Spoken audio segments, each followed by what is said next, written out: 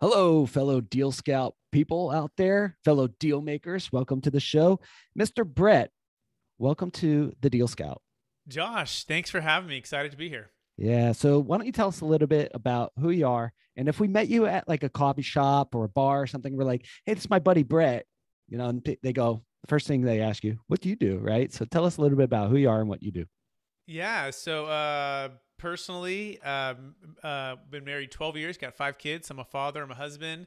I'm a Christian. I played basketball in college, and I love solving problems and helping people, make sense of commercial real estate investing, tax deferral, all things, like working as a team, right, to do that. So that's kind of been my makeup from a young age. I grew up in the real estate business with my father and my mother, rentals, development, homes, and also sports played a big part of my life. Basketball, football, baseball, and then mostly basketball in college. Played on scholarship and had the opportunity to pay for school. It's a small school, private Christian school, which was cool, right? Just perfect for me because I got some playing time. But six foot white guy who could shoot, play hoops, and play point guard or shooting guard.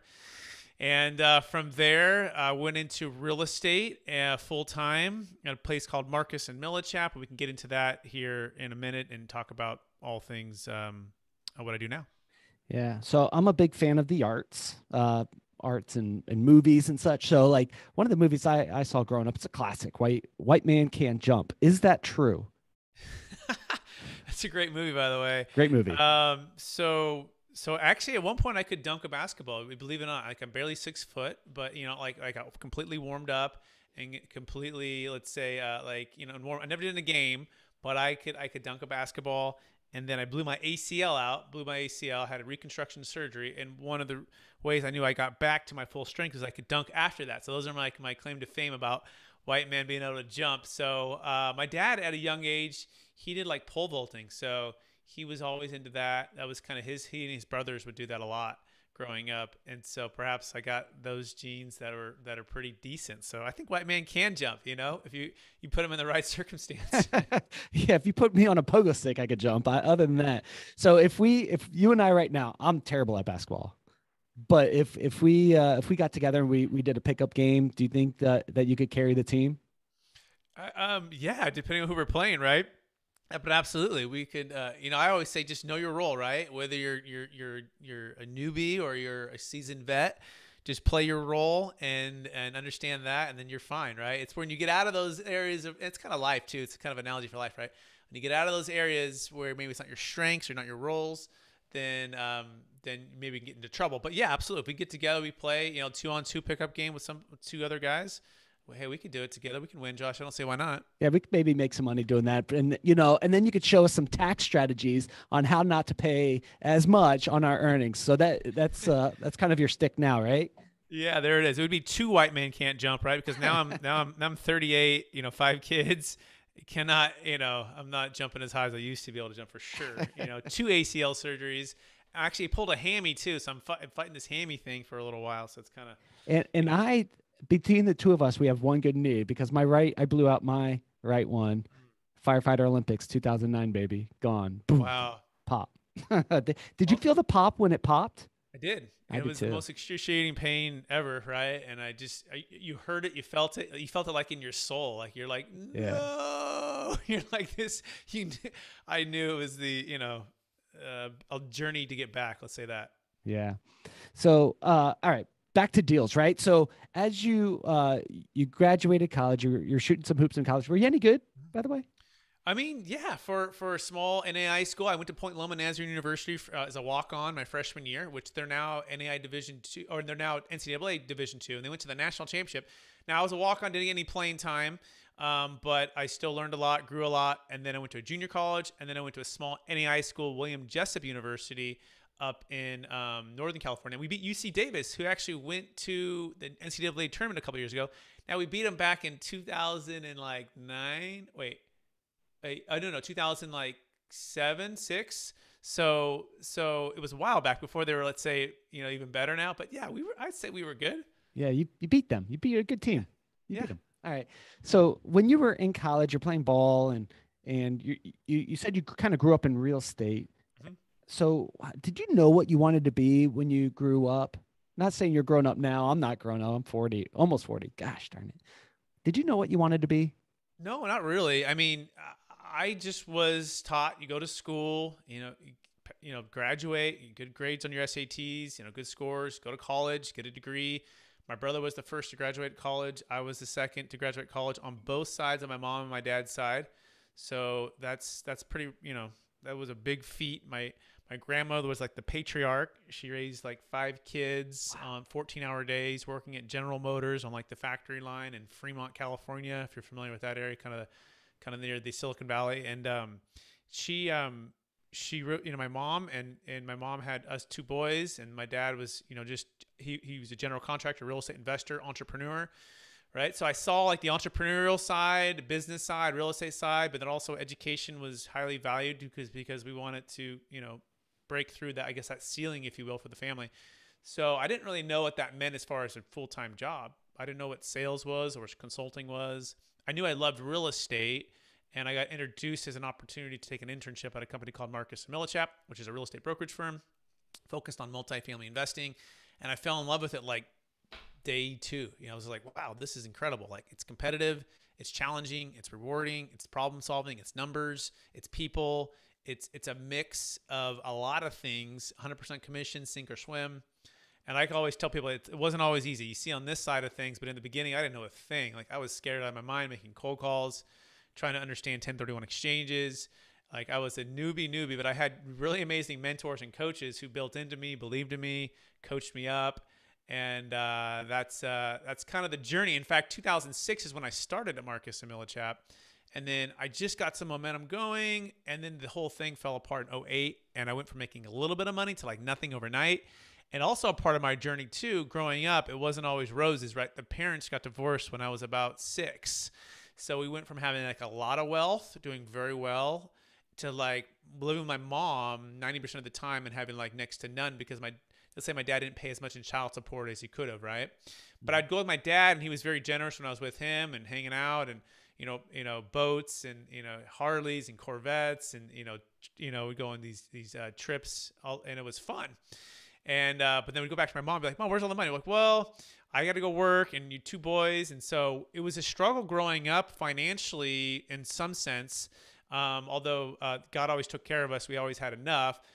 But I knew at a young age I wanted to make sure I had enough margin in whatever I was going to do in the future. Right? I didn't want finances to have that stress. Like, I felt that stress and that constraint on our family. And I said, whatever I'm going to do, I want to make enough money where I never have to feel that stress or that pain of a divorce and that money that was associated with it. So during this time of Marcus & Millichap, we went from a little bit of money. My wife and I are married, right, at this point, and it's like nothing overnight. And all of a sudden it's like, whoa, what am I going to do? And then all of the fear and the frustration start to like kind of build up. And I'm like, man, all the flashbacks of my parents getting divorced, not that ever we're going to get divorced, but just like that, like, oh my gosh, like there's like some uncertainty here. Like, God had blessed me so much with good coaches, good youth pastors, great churches. And my dad too, who was amazing, teaching me how to work hard, being an entrepreneur, real estate investing, all of those things. But for the first time, I'm like, oh no, I'm grown up now. Like, this is serious business. Like, I got to go make some money, or we got to do some other things. And so I did what every good entrepreneur or real estate wannabe does. I say, you go get a side hustle nights and weekends. And that's what I did. I started working at Cheesecake Factory. Yeah. I had 2 degrees and a minor, and I started working there. My wife and I moved with my brother into a small condo. We go through all of these challenges for 2 years, but it was a part of the journey to grow and learn about the Deferred Sales Trust along that journey. And then fast forward, now we're on the other side of things. But I always like to share those challenges, because if you don't know where someone's been, it's hard to relate with them and know that you can do it too. So that's a little bit of my story, Josh. Yeah. So in real estate's the only career that I can think of top of head where you have to have another job to pay for your first job. Right? As you're getting started. I worked at a place called Hops, slinging steaks, and I'm a terrible server. Terrible. Worst server in the world. But at least I smiled. I made people laugh, and I think they gave me pity money. But Sure. yeah, I worked full-time, school full-time, and had to work being a server to pay for my other job. Now, do you find that your experience being a server, you just realize like you have such a empathy for other servers. Like when you go to a restaurant, Oh, 100%, right? I mean, because it's a whole nother world when you're on someone else's shoes, right? And you've done that for a while. yeah, So I did it for 2 years, 2 years. So by day I'd work Marcus and Millichap cold calls, trying to get deals under contract, close deals. And by night and weekends it was Cheesecake Factory. And so I would wear like the same suit, like I'm in the same tie, and I just would switch. I wouldn't even untie the tie. I would just open it up and put it overhead and put it back on with my other Cheesecake Factory suit. It was the all whites before versus yeah, like my actual suit.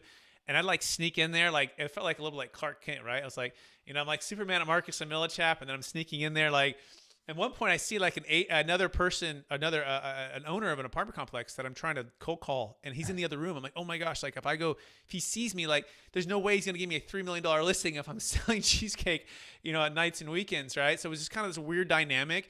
But it was a humbling experience, but also very rewarding. Like I learned a ton. Cheesecake Factory is an amazing company, amazing leadership, amazing systems, processes. Think on your feet. You're moving very fast, high level of service, and I wouldn't trade it. It's a part of the journey, and so I definitely have a high appreciation for servers out there. yeah. There's a cheesecake from Cheesecake Factory. It's like 7 layers of chocolate or something. I forget what it's called, but it's like, Seven layers of heaven, yeah. is that what it's called? No, but I'm Uh, just saying that's basically what it is. Yeah. yeah, you go. Yeah, it's incredible. I've had it before. It was great. So let me ask you a question. So here you are, serving at Cheesecake Factory, and you're like, slinging real estate during the day, trying to make a deal work, and you see people and you're like, oh gosh, I'm trying to sell them. Like, what was going on in your mindset, your identity? Like what was going on internally? I was embarrassed, right? I was embarrassed, and I was really, what's the word? I felt like part of me felt like a failure, right? And because I had 2 degrees in mine, I had played college basketball. They paid for school, academic scholarship, all of these accolades, and all of these things that just kept going. Again, God kept blessing me with amazing people, and I've always been like the tortoise and not the hare. But they were coaching, mentoring me, and it felt like at Marcus and Millichap, I was sitting. It was like a random Thursday, and another deal fell apart. It was another 1031 exchange that fell apart, another thing. And it just like the deal after deal. And now you're pouring everything into it. And something when you love and you're passionate and you believe this is where you're supposed to be, but you're not seeing the progress, right? And then you add that with the baby at home and my wife and newly married, you want to feel like the man of the house, right? You want to feel like you're providing, you're doing the thing. And my personality type is I'm a driver expressive, so I'm very action, let's say production oriented. And so when I'm not doing that, it's like humbling to say the least. But so a lot of emotions, You got some fear, you got frustration, you've got some embarrassment, you've got all of these things kind of mixing along, and then you kind of feel like you have two identities, right? Because I didn't tell anyone at Marcus and Millichap I was working at Cheesecake Factory, right? Yeah. Like nobody, really only my cousin knew and my family. And I was always scared like someone's going to come in and see me, but no one did over 2 years. No one ever came in that was like a fellow agent of mine. So there was all of that kind of mixed around, if that makes sense, Josh. Yeah, absolutely. I mean, when that happened to me, you go from a big shot to that, and there's a humbling thing about that. For me, I felt, I went from working in venture capital one day, and the next day I was on the back of a moving truck. I mean, it wasn't that quick of a transition, but like here I am lifting furniture, hurting my back, moving my body, and like people are asking me questions. There's like, I'm here I am with a degree, cool experience, been in, some cool investments, and I lost it all. I had to go bankrupt and, had to reset my life. So, but there's something that I walked away with that too, is I think that we put way too much focus on the the deals, the successes, the rewards, all that stuff, as opposed to just doing what you love and what you're good at, right? Absolutely. If you could go back, I like doing the time machine chat, right? So Brad, if you could go back and you're just about to get a job at Cheesecake Factory as a server, work slinging real estate during the day, putting deals together, 1031 exchanges, all that stuff.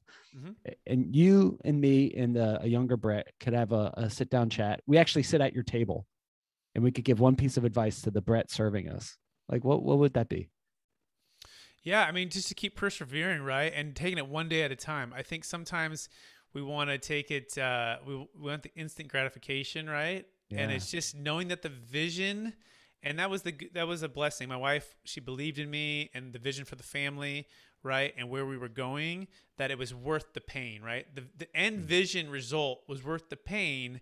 And the pain was just a part of the process to get there. And we believed that. And that's what we kept holding on to. And we kept telling each other and encouraging each other. And that meant sacrifices for her, right? Moving with my brother into a small condo, right? Yeah. With friends and family telling us who knew this, who instantly knew us, were like, what are you doing? Go get a real job. Like, go get the W-2. You've got the 2 degrees. You got the minor.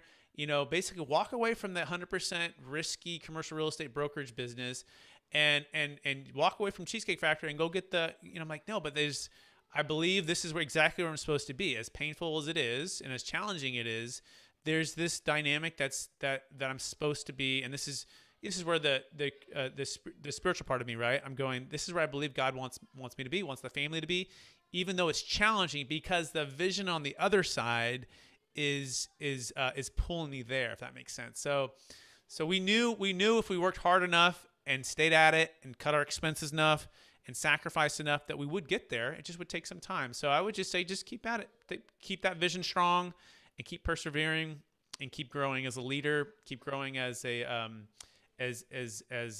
person, right? And keep your faith where it should be, which is what I try to do on all things, right? Whether it be business or marriage or family.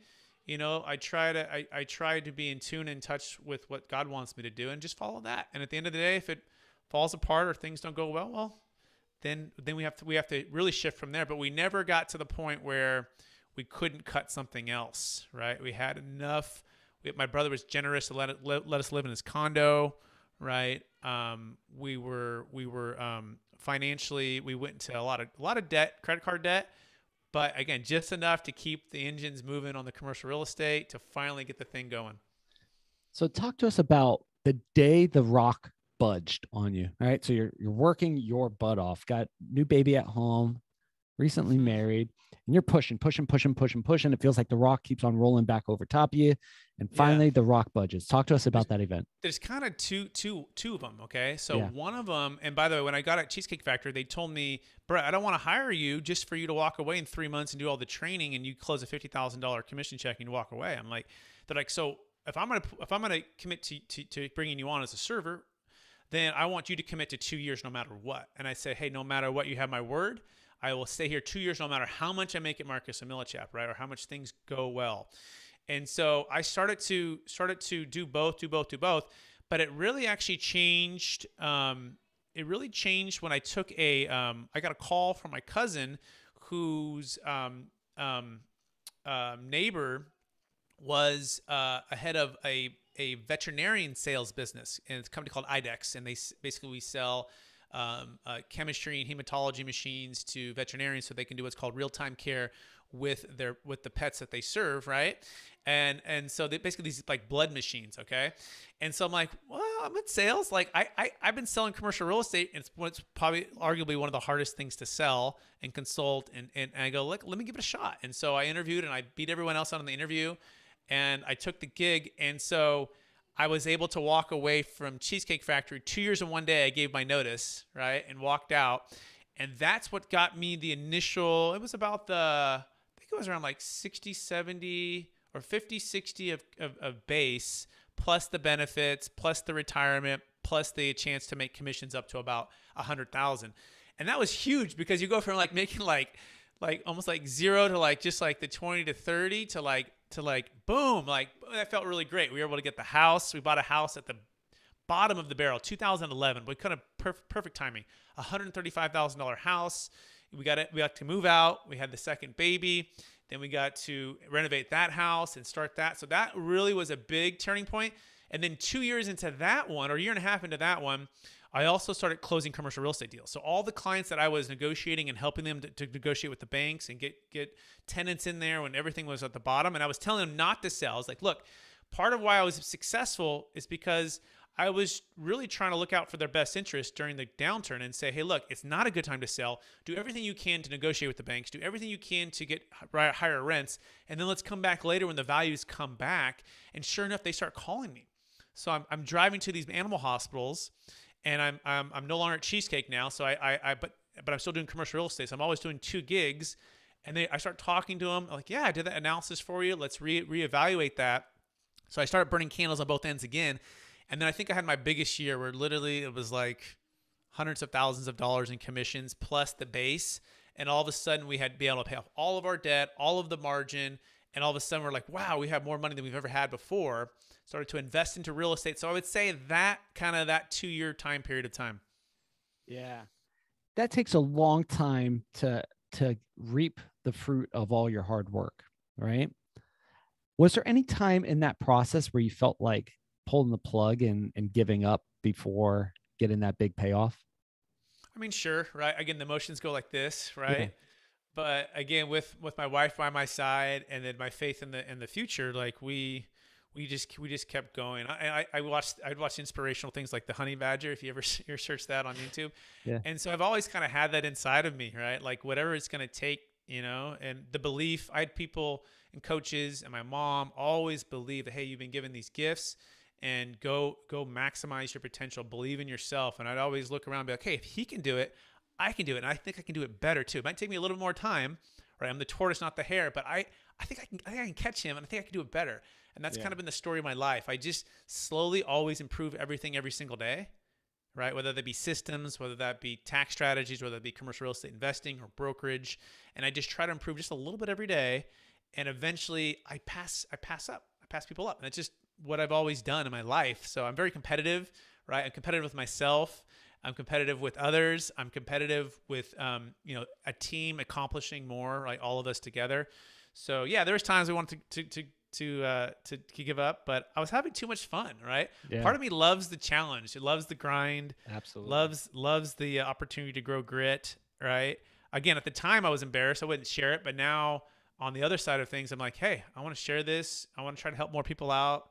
It's a part of my story. I want to writing a book, my book, and I want to have my kids see that both sides of the journey, right? It's a great reason to do podcasts and YouTube, because you can capture these moments.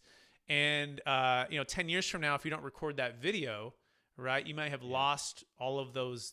It's kind of like journaling, right? Yeah. Right. You get a chance to capture where you were, so you can learn from, help your family learn from what you went through. Let me ask you a question. So I've been in the situations where, going bankrupt or resetting your life, having to move back in with mom and dad, or, having to downsize, dramatically because of either a poor financial decision or poor things that are going on in the economy that you have no control over. Right. So when you come out of that, on the other side of that, and you get that windfall of a little bit of capital, you get some extra disposable income, right? You start making investments, you put away some savings, you pay off some debt, but then you got a little bit of extra money. Mm-hmm. And besides giving your wife 3 other kids, and having 5 other, 5 kids total, what's something that you did to kind of like splurge a little bit, you and your wife? We actually started taking vacations. Like, we wouldn't do that before, right? We started doing family vacations, and we started to, to travel a little bit more. I bought her a big excursion, or I always say we, it's not I, like, we bought a big excursion. We bought it all cash. That was pretty cool. We went from like the old Blazer that was a hand-me-down for my mom to the old minivan that was a hand-me-down for her parents, to like, boom, this big excursion that's like, it's like a V10. It's a beast. It's like, it's just, with all the 5 kids, everyone loves it because they're like, it's like a big old bus SUV, right? So we bought that. We sold our old house, and we got a bigger house to accommodate all the kids and stuff. So I guess those are probably the biggest things. Yeah. So buying the house, buying a used excursion that regularly is $50,000. We bought it for $6,800. So again, I'm still very, very frugal on how I buy things. Yeah. And even our house, we bought it for $380, and it's worth probably like $600 or $700 now, which is kind of crazy with what's happening in Sacramento with the explosion of values. Yeah. So my wife, she wanted some travel. She wanted a little bigger house, a little more comfortable car to truck all the kids around. Do you guys have a name for the big excursion? Oh, well, she is a she, right? So she is female. Well, not really. No, I don't really think. I mean, she has some nicknames. I guess you could say she's the Beast. She's the not really like a particular like name for sure, but but she works hard every day. You know, There's she does a crown good job. marks on the windows, and because you got a bunch of kids. Yeah. Oh, we got, yeah, I think the thing has been beat up, but it's perfect for multiple kids because you could just let it, it's, 2002. It's like, and they don't even make them anymore. Actually, in fact, they're coming back with them, but I think they stopped in '05. Yeah. So I feel like there's like a following. If you look up like excursions, it's kind of like if you own a Jeep, right? Yeah. There's like a whole like underground excursion people out there. So how did you get from that? How did you move into, capital gains tax solutions and kind of working on that side of the deal? Talk us through that journey. Yeah, so part of that journey, right, when I was going through the financial struggles and those challenges at Cheesecake Factory, Marcus and Millichap, you living with my brother in the small condo, all of those things we just talked about, my clients were going through a journey of their own financial challenges, which was too much debt, not enough liquidity, not enough diversification, and they had overpaid via the 1031 exchange. And so we identified that as kind of like the enemy, honestly. A lot of people in commercial real estate, and this is like, it's almost like blasphemy to say this, like, no, the 1031 exchange is how you do it all. Like, yeah, if the timing makes sense and the deal makes sense, and like you can find something. But basically what we identified after we analyzed those couple years of what went wrong was in the '04, '05, '06, '07, people were overpaying via the 1031 exchange. Why? Because of the 30 to 50% capital gains tax and depreciation recapture. They felt they had no other way to defer tax except through the 1031 exchange. But it also put them in a very vulnerable position. Like one client, for example, we told him, we said, sell everything. This is early 2007. We said, sell everything. He was leveraged up to 80%. He had $50 million worth of real estate in Sacramento. And he literally lost everything. We said, sell everything right now. It's the high. It's the peak. Like, we think things are going to change. And he lost everything. It was devastating, right? And so we're like, how do we eliminate that? Well, as you know, there's different people that come into your life at different times to help teach you new things. And that's what happened for me. My business partner came in and talked at Marcus and Millichap. He gave a little seminar, about 30 agents sitting in the Sacramento, California office, in Roseville, California, actually. And he talks about this deferred sales trust. And he went on to say that basically this is the Netflix to the Blockbuster way of doing things. Blockbuster was 1031. Do you remember going on a Friday night, Josh, and you're excited to get that movie, and your wife's like, Josh, go get that movie. And you're like, okay, I'm going to get it. And you're in there and you're walking and you get distracted by the popcorn or some other, and then you see the movie and there it is. It's like that. You see the cardboard box, it's pressed out. You're like, sweet, that's the one I want.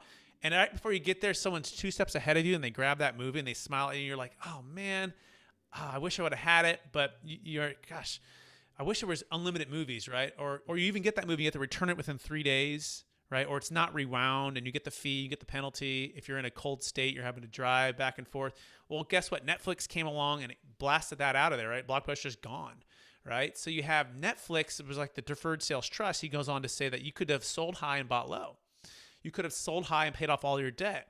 You could have sold high, deferred all your tax along this whole journey and never buy real estate again if you didn't want to, or buy real estate whenever you want to. And like most of us, we sat there like, wait, this Netflix thing sounds too good to be true. We're used to this Blockbuster. We're the professionals. We got this whole thing figured out. And a lot of people, a lot of agents in the office said, yeah, I'll just stick to what I'm doing. I'm used to making these big commissions. I like the 1031 exchange. And I was like, oh, I'm open to it. I'm like, let's see if this thing could work. So I started to talk about it. I started to listen. I started to send referrals. I started to get trained in it. And fast forward, my business started to grow as I provided alternative solutions for people that solve their actual problems. I like to say, Josh, we're not in the business of selling real estate or selling tax deferral advice or strategies. We're in the business of solving problems. And the moment you start solving problems is the moment your business starts to grow. And the way you solve problems is knowing as much or more about your clients or the people you are serving than they knew about themselves or their properties or their situations. And when you know as much or more about that and ways to solve that, guess what? You start adding value. But if you're not doing that, you're potentially just offering what everyone else is offering, which is getting the same results that everyone else is getting. And so business starts to grow. And then essentially I became a trustee. I became an expert in the Deferred Sales Trust. And they said, hey, you know what? We think you should be an exclusive trustee. I think you'd be amazing at articulating it and rolling it out to business professionals, financial advisors, CPAs, M&A advisors, business brokerage. And that began about 4.5 years ago. So in a sense, I kind of started in '09, but the journey progressed. And I like to say that everything happened for this reason. So now that this is all I do, I just focus on this like a laser to help people who are on the similar journey as me so that they can help their clients too, or help themselves if they're selling their asset. And of course, it works for cryptocurrency, which 1031 does not work for. It works for primary residences. We just did an $8.3 million luxury home in Palo Alto, which the 1031 doesn't work for. It works for business sales. We just did a $2.6 million deal in Alabama for a client of mine, which the 1031 doesn't work for. The 1031 has been limited over the years to just investment real estate. But guess what? 50% of the total net worth in America is tied to high-end primary homes, private equity, which is businesses, and commercial real estate. And those three asset classes are 50% of the total net worth in America, of which only one of them qualifies for a 1031, right? So you have 66% that does not, whereas the Deferred Sales Trust, Netflix, it qualifies. It works for all of those. And I'll leave one other stat too. It's actually staggering. According to the American Bankers Association, there's about $17 to $20 trillion that's going to pass from our parents, Josh, to us in the next 20 years. And it's known as the Silver Tsunami, which is the largest wealth transfer in the history of the planet. There's never been more wealth that we know of that's passed from one generation to the next, and it's happening right now. And we call this the perfect storm, demographically and financially, that's facing America and the world. And the question is that wealth going to transfer to the government by tax, or is it going to transfer to individual families via tax deferral? Okay, so the government puts these legal loopholes in place. If it can spur economic growth, which the Deferred Sales Trust does, kind of like an IRA, kind of like a 401k, kind of like a 1031 exchange does, as long as the funds are invested in business purposes and investment real estate or stocks, bonds, and mutual funds, cryptocurrency, guess what? It's tax deferred. And that's the beauty of the Deferred Sales Trust. So I'll pause there. I said a whole lot. See if you have any questions. Yeah. So could you just repeat all that? No, just kidding. All right. So as I'm taking notes, right? So it's like the 1031 versus the DST, right? And the confused with the Delaware Statutory Trust, by the way, which is it's like a Hollywood video of the 1031. A lot of people get these two confused. They think they know, but we're not a Delaware Statutory Trust, which is also a DST. That is just another form of a 1031 exchange, which we can go into, but don't get it confused. This is a Deferred Sales Trust, IRC 453, separate tax code than IRC 1031. Is this available to anybody in the U.S.? Yes, anyone in the world, actually, as long as their assets is subject to U.S. capital gains tax.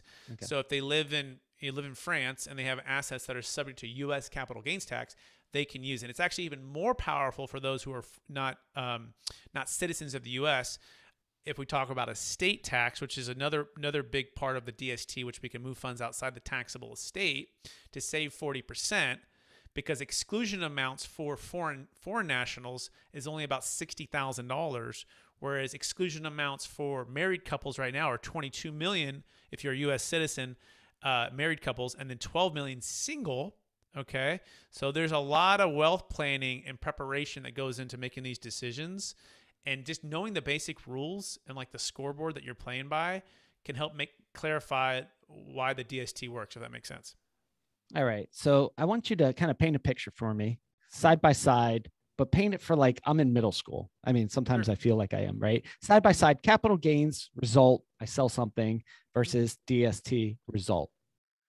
Yep. Let's use a cryptocurrency deal we just closed. Okay. So this particular gentleman and his wife, she's an attorney. He's in Silicon Valley tech expert. He worked for a big tech company for 20 years. And he started buying Ethereum and Bitcoin.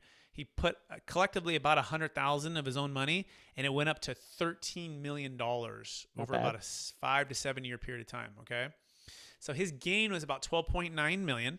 So he never sold because of the tax, but let's just do the numbers. On $12.9 million at 30%, he's looking at $3.87 million. So either use the Deferred Sales Trust or do not use the Deferred Sales Trust, right?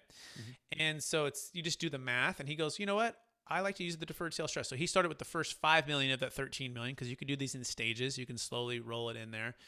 And so as of about 60 days ago, we did the first cryptocurrency Deferred Sales Trust deal in the history of the Deferred Sales Trust, which goes back 25 years, thousands of closes.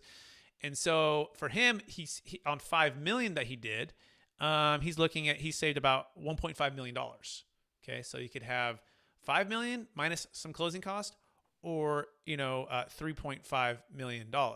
So that's the first thing to understand is it's about 30 to 50% of your gain, depending on what state you live in and depending if there's depreciation recapture. Now, Biden is proposing to increase the federal from 20 to maybe 25, 26, or 28. So you can add an extra 5, 6, or 8% to that.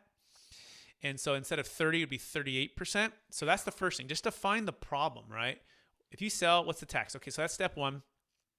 And then step two would be, what's the outcome that what are you trying to do? Like, why even sell it? Like, what's it going to accomplish for you? And for him, it meant instead of working 50, 60-hour weeks, he could retire. He's left his W-2 corporate tech job. In his mind, he's never returning ever again. He can spend more time with his kids, with his family, with his wife, right? He can move into another new house. He can go buy some rental property. He can live off the cash flow in a conservative stocks, bonds, and mutual funds. That was his choice for right now.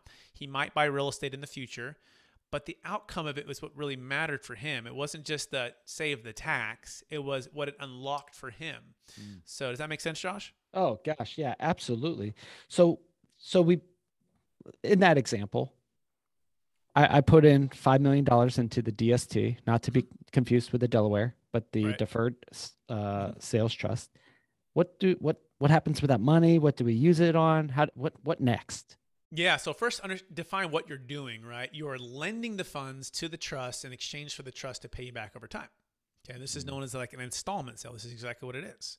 So, like an IRA, like a 401k, in the sense that you are delaying taking that into your personal account and you're delaying the income, and then you only pay tax on what you receive as you receive it. Okay. So you are lending to the trust in exchange for it to pay you back. You're becoming the bank. But now the next part of the chapter begins, right? Where and how would you like the funds invested? I have a client. They're starting a brand new startup business company. She actually just sold. She worked for Google. She sold $5 million into the DST, and then she's going to start a new business venture with a college roommate. Pretty cool, right? I have other clients. They're like in real estate, and they sold their houses in Menlo Park, in Palo Alto, in Aptos, which is south of Santa Cruz, and they never want real estate ever again. Yeah. Like they're just like tired of it. And so you're like, oh, cool, Netflix. You don't have to go back into real estate. You can sit it in the bank and just wait for deals to come up. You can put into hard money lending. You can do ground up development. I have a client who sold a $2.6 million business in Alabama, and he's building 70 multifamily units in Tennessee, all tax deferred. Wow. So he's owning an LLC that partners with the trust to do this. Yeah. I mean, so the answer is it's like a Swiss Army knife, right? What do you want to do, Josh? And let's design it for that purpose. Instead of just having to be like-kind investment real estate into like-kind investment real estate via the 1031, which again doesn't work for cryptocurrency, doesn't work for primary homes, right? Doesn't work for business sales. So you're like, wait, I wouldn't even use Blockbuster anyways, even if I had the choice. But now that I don't have the choice, the Deferred Sales Trust is a no-brainer. Now, here's the key thing. You've got to have at least a $1 million net proceeds and $1 million gain. If the deal is not big enough, meaning the pain is not big enough on the tax liability, then it's not a great deal for anybody, right? So we got to have at least $1 million net proceeds and $1 million gain. That makes you eligible. And that's on a per transaction basis. So if you said, well, Brad, I have 10 homes that collectively have $1 million net proceeds, $1 million gain, that wouldn't be good. If you said I have 2 homes, $500,000 each, then we could do the deal. That's fine. But the per transaction cost and the liability have to make sense with the numbers, if that makes sense, Josh. Yeah. So if you're looking at, you're selling and you got $1 million net proceeds, like came to you and you're like, oh crap, I'd really like to sell my business, but I don't want to spit off, 300 grand to the US government. Right. At this time, I don't mind paying taxes, but I only want to pay the exact amount that I need to. Correct. So they should explore this. Huh. And the government, by the way, charge you 0% on that 300. People are running, well, do I owe the money? Yeah, you owe the money. It's in a deferral state, but they charge you 0%. So Josh, when do you want to pay back that 0%? And never. They have an answer. Second day to never, right? Yeah. And the government doesn't mind either because it's spurring economic growth. Like you're putting into stocks, bonds, mutual funds. You're putting into new real estate developments. You're developing apartment buildings where people need housing right now. Like you're using that money to spur more tax revenue. So some people think, well, this must be something that's like illegal or not ethical. You go, no. This is really, really good for everybody. It's a win for the government. And even a win for the client, you. It's a win for the advisors, us, who get paid as we get fees. We all pay taxes, and so that's a good thing. And even think of it like this: I have that same Google client. Her crypto is worth around $50 million. She Yeah, only not sold bad. about 5 million worth. Okay. Well, think about it. That 50 million out in outer space or on the internet or wherever that crypto is at, that Bitcoin is at. It's not necessarily doing anything for the U.S. government. But if the government incentivizes her to sell, put it into a new startup business or real estate, boom, more tax revenue, right? So this is the study of macroeconomics. So this is why it's legal. This is why it works. This is why it's passed all of the audits, okay? Over a dozen no-change IRS audits, thousands of closes, billions under management. But it's proprietary and it's protected. We don't give away our secrets, right? But we invite you to come in and sign NDAs, connect with us, help you build your business with it, and help more people out, right? If that makes sense, Josh. Yeah, sure. So you and I having coffee again, and someone comes up and they're talking to you, and you're like, hey, before you go, and you pull out a book to give to them. What's that book that you're gonna give to them? It could be personal or business. Like it's just like, oh man, hey, you were great. Here's a book. You need to read this. What is I'll that start book? with the business book, right? I mean, well, I'll give you a real estate biz book, kind of a development leadership book, and then the final book, right? Okay. So the business book, which if you're listening to this podcast or in real estate, again, if you haven't read the book, Rich Dad Poor Dad, you've got to read the book. You've got to understand that. You got to instantly get what's going on there with the cash flow quadrant, right side of the quadrant, left side of the quadrant, right? All of those amazing things. For the leadership person development book, it's a book called The Seasons of Life by a gentleman named Jim Rohn, The Seasons of Life. And it's a beautiful book about spring, summer, fall, winter, right? And the different seasons that we're constantly going through in our health, in our finances, in our business, in our family, in our relationships, right? And understanding that there's seasons of life, right? And it's just a beautiful book. It's a short book, short read, but it's a book that you can continue to read and be reminded of those kind of tried and true principles of life. And the last book would be the Bible. So if you haven't read the Bible, I encourage you to read the Bible. It's the one book I read every single day. And, I encourage you to take any preconceived thoughts or notions that you might have about the Bible and actually read it. And that would be my 3 books. Okay. And then what we could do. So we went back in time, right? We talked to you when, we went to Cheesecake Factory. I got the 7 layers of heaven chocolate cake, and Brett walks up and you gave yourself advice to the younger Brett: persevere, don't give up. The vision is worth the pain. Right now you and I get to go to the future to talk to the future Brett. All right, so we're hanging out. What does the future Brett look like in terms of a day-to-day activity? What like who is Brett in the future? I guess it depends on how many years ahead, right? We have 20. 5 kids, 3 to 11, 20. Yep, 20 years. Okay, so kids are out of college, right? Or they're getting married or have their grandkids. Yeah, I mean it's I think it's mentoring and coaching, team members and younger professionals. I run a discipleship leadership group now for young professionals. It would be my time with my wife and the time with my kids and my grandkids at that point, and it would be those would be the main things, right? And just continue to use the gifts I've been given to be a blessing to others, right?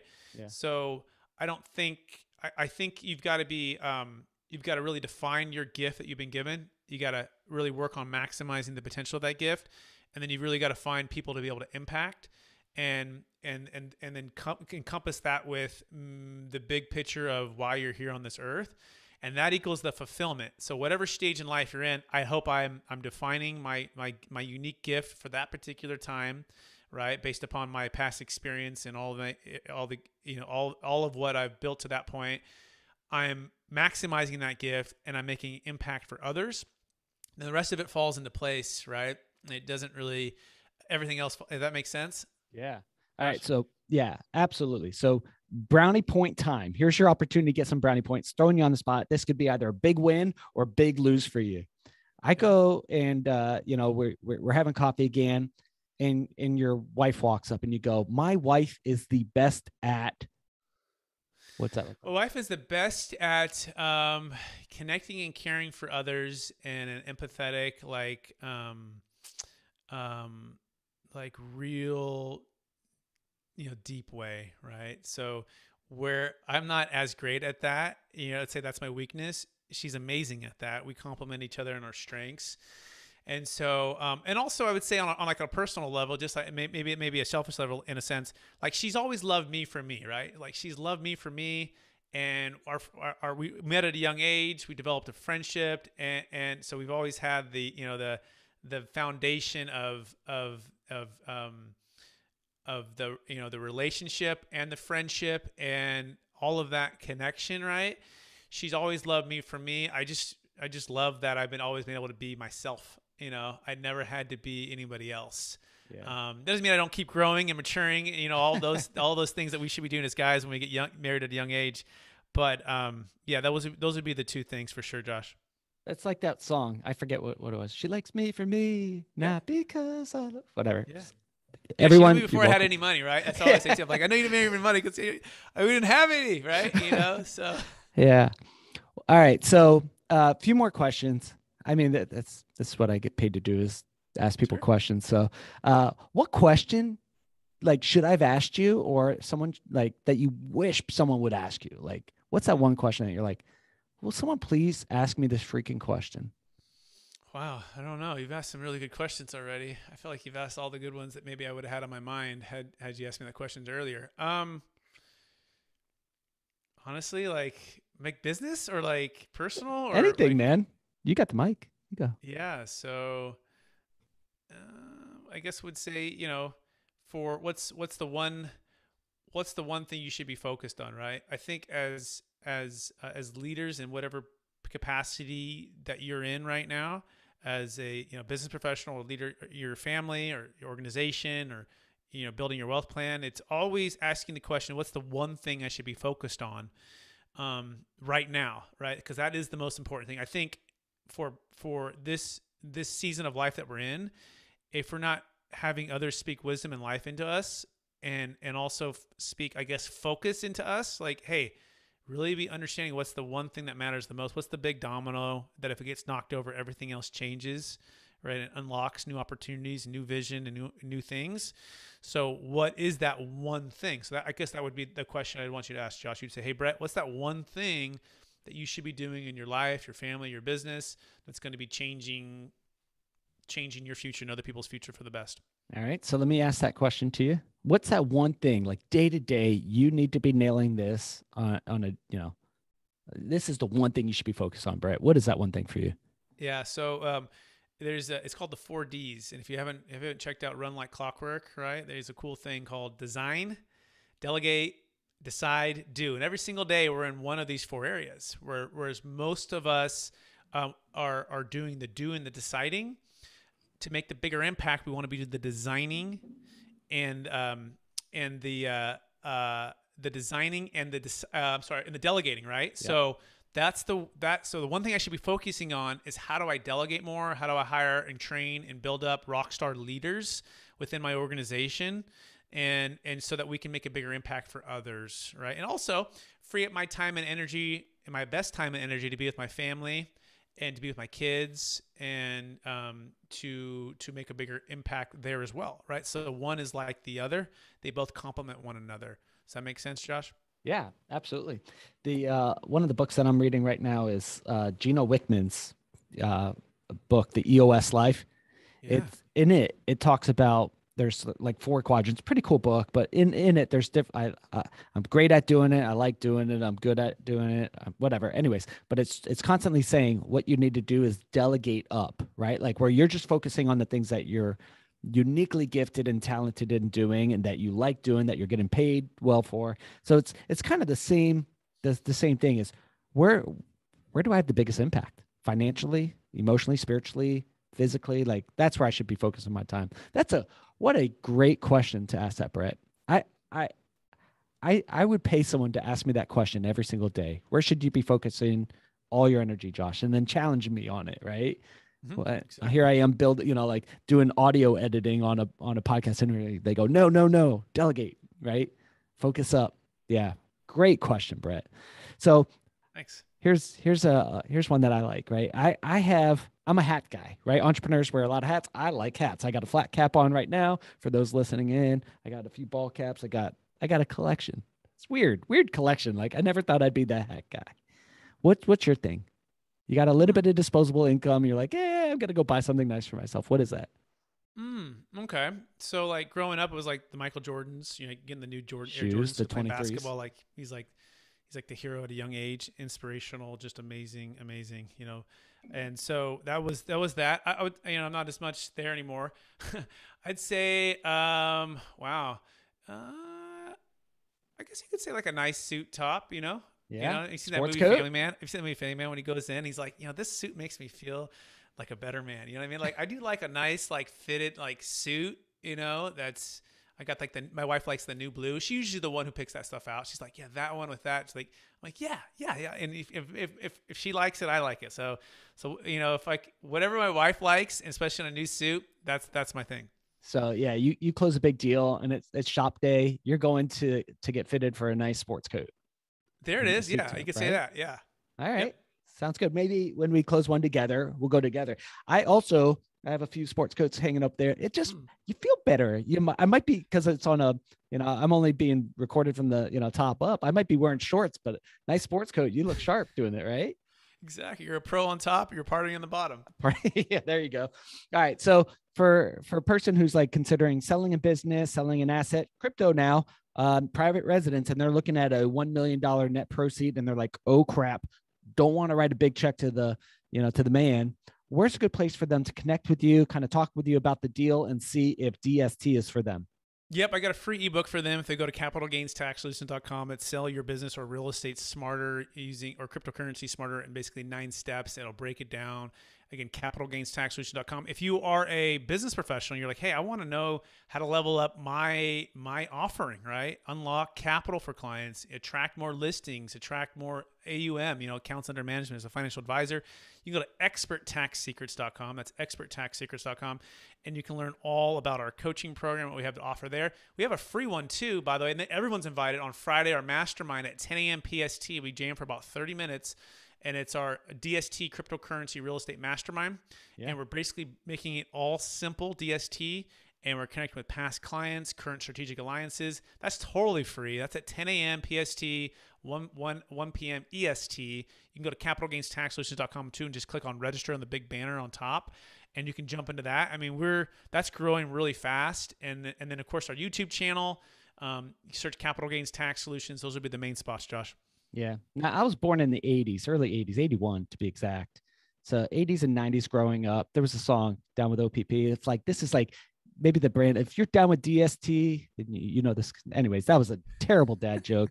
But ladies and gentlemen in the audience, if you're doing some deals and you're facing some tax, consequences, and you're like, hey, maybe I want to find a better place to put this money, maybe keep it in the family, maybe invest in my kids' future in a business or something I believe in.